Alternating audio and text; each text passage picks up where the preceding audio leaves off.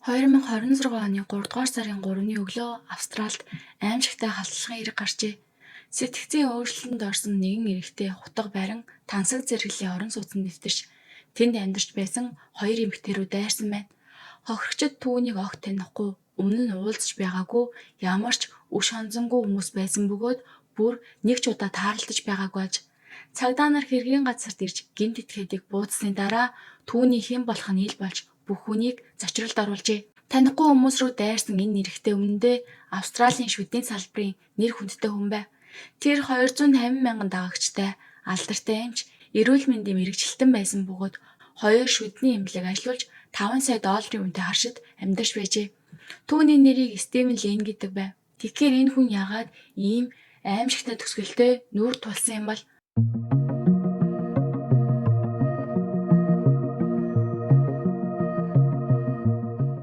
2026 оны 3 дугаар сарын 3-ны өглөө 10 цаг өнгөрөөд удаагүй байхад Сидней хотын зүүн хэсэгт байрлах Порт Смут Сент Нэтс өргөн чөлөөнөх тансаг орон сууцны нийтийн угаалгын өрөөнд 56 настай эмэгтэй хувцас угааж байлаа.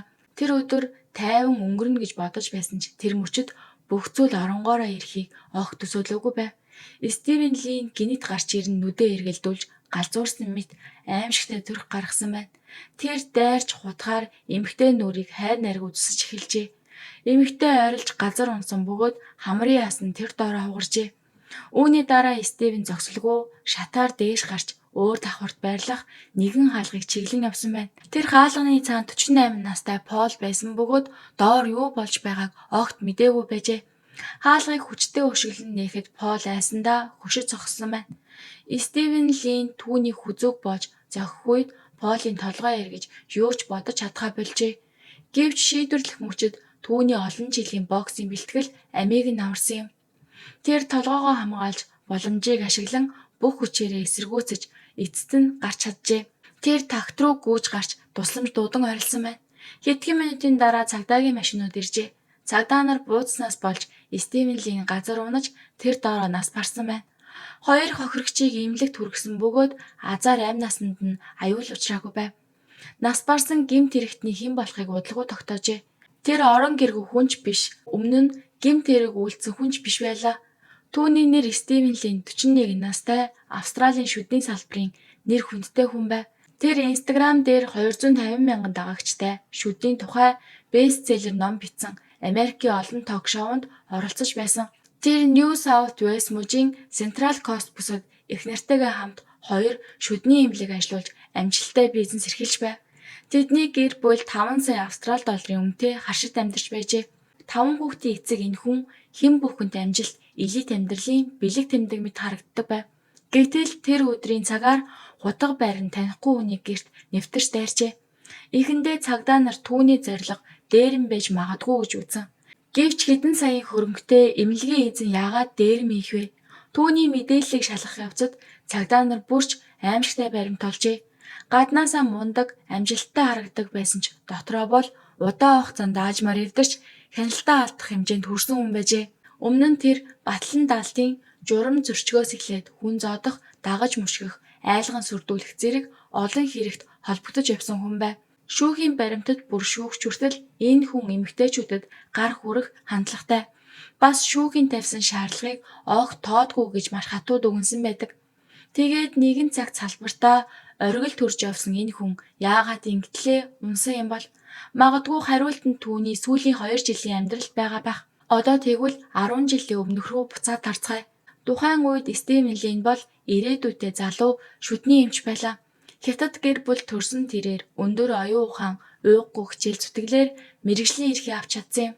Сургуулаа төгссөний дараа тэр эхнэр Кассандратайгаа хамт New South Wales мужийн Central Coast бүсэд шүдний эмнэлэг нээжээ. Тэд зөвхөн гэр бүл төдийгүй бизнесийн хамтрагчид байв. Стивен Линий гэр бүл ажил амьдрал аль аль нь амжилттай хайр дүрэн байлаа. Хоёулынх нь хамтын хөдөлмөрийн үр дүнд эмнэлэг нь улам өргөжөж нэгэн том байгууллагыг байгуулсан юм. Үүний зэрэгцээ Стивний хувийн нэр хүнд маш хурдан өсөж байв. Тэр сошиал медиагийн боломжийг маш сайн ашиглаж Instagram дээр эрүүл мэндийн боловсролын контент нийтэлж эхэлжээ. Тэр орчин үеийн хүмүүсийн шүдний асуудлыг ихэнх нь хоолтой шалтгаалдаг гэсэн шинэлэг үзэл баримтлалыг гаргаж ирсэн нь хүмүүсийн анхаарлыг ихэд татсан байна. Үүний үр дүнд богино хугацаанд маш олон дагагчтай болж түүний хуудас 250 мянган дагагчтай болж өссөн. Энэ алдартай байдлынхаа ачаар тэр илүү том давцанд гарч бичсэн ном нь бестселлер болж асар их амжилт олжээ. Тэр тайзан дээр ихтгэл тавьж Америкийн олон ток шоунд байнга оролцож ихэнх хүмүүсийн насан туршдаа хүрэхгүй амжилтыг богино хугацаанд олсон байна.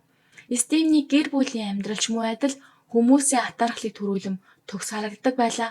Түүний гэр бүл яг л зар сурталчилгааны зураг шиг дулаан уур амьсгалтай гэр бүлийн зургуудыг интернет ертөнцид тогтмол хуваалцдаг байв. Гэхдээ энэ бүх амжилтын ард аль хэдийн асуудал эхэлчихсэн байсныг хэн ч мэдээгүй.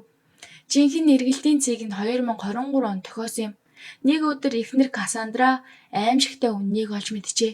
Нөхөр Стивен Лин өөр эмэгтэйтэй явуулдаг байсан байна. Тиймээ 5 хүүхдийн эцэг тэрээр өөр эмэгтэйтэй харилцаатай болж бүр 6 дахь хүүхдийн эцэгч болсон байв. Кассандраг улам их шаналгасан зүйл нь Стивен Лин аажмаар бүрэн хяналтаа алдаж байсан туршина. Түүний завхаарл нэг удаагийн зүйл биш, гэр бүлийн гадуур олон эмэгтэйтэй харилцаатай байсан юм. Үүнээс гадна түүний зам байдал улам бүр хэтэрч байв. Өөрийнхөө царай дөрөх харизмдаа хэд итгэсэн тэр бүр ирчүүдэд хүртэл үйлчлэгээ үзүүлэхийг оролцсон гэх яриа хүртэл гарчээ. Архитект болон эмэгтэйчүүдэд дондох нь улам нэмэгдэж тэр гэртээ олон эмэгтэй урьж замбраагүй үдшилэг зохион байгуулдаг болсон байна. Энэ бүх үйл явдал өрнөж байх үед эхнэр Кассандра яг хажуу өрөөнд нь 5 бага насны хүүхдээ асарч хөхөөлж жихвийг нь сольж байлаа. 2024 оны 1-р сард сэтгэл гутралд орсон эхнэр Кассандра сошиал медиад зүрх шимшрэм бичвэрүүлдэжээ. Сүүлийн 2 жилийн хугацаанд миний ертөнцид нурж унсан. Урвалт, хүчирхийлэл, хуурмаг байдал үүнийг юу гэж нэрлэхэж мэдэхгүй байна. Тэд эцэст нь цааш төвчж чадалгүй 2024 оны ихээр албан ёсоор тустай амьдрахаар шийджээ. Эхнэр Кассандра 5 хүүхдэд дагуулan далайн эрэг орчимд нүүж Стивен Лин эцэг эхиндээ очсон байна. Тэр мөчөөс эхлэн түүний амьдрал огцом дошилж эхэлжээ. Стивен Лин өөрийгөө орхичхоод Харт аймагт донтож түүнээс болж бие сэтгэлээрээ их хүнд байдалд орж эхэлсэн байна. Түүний зан ааш улам докторгүй хардлах сэрдлэг ихтэй болж өөрчлөгдөжээ.